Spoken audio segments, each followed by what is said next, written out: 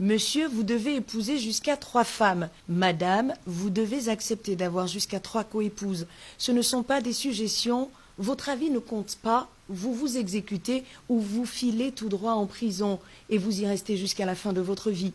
Cette posologie soumise à la population érythréenne en âge de se marier rappelle un passage du Coran qui recommande à tout musulman d'avoir au moins 4 femmes à condition qu'elles soient logées à la même enseigne. Les autorités érythréennes souhaitent qu'on se le tienne pour dit. Il s'agit d'un ordre non discutable et négociable. Celui-ci permettra de caser toutes les femmes qui, au passage, sont plus nombreuses que les hommes dans ce pays. Désormais, la polygamie n'est plus une option, elle est érigée en norme. La norme qui, par définition, désigne un état habituellement répandu, moins considéré le plus souvent comme une règle à suivre. Suivre donc les prescriptions du département érythréen des affaires religieuses sera la seule attitude acceptable. Quiconque refusera de s'y conformer obtiendra un billet aller simple pour la prison centrale d'Asmara, simplement dit, désormais un homme égale à 3 femmes, une femme égale à 3 coépouses, un point, un trait.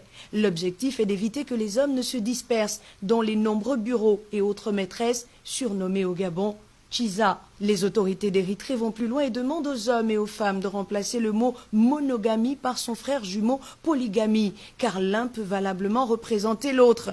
S'agissant de l'amour qui doit être le socle d'une relation, en Érythrée, les autorités disent qu'il prendra le train en marche, mieux que l'appétit viendra en mangeant. Si certains applaudissent des deux mains cette décision, parce que selon eux, avoir plusieurs partenaires peut changer la vie, d'autres en revanche estiment que leurs droits fondamentaux sont violés, mais que la pilule finira par passer à coups de larmes et de résignation.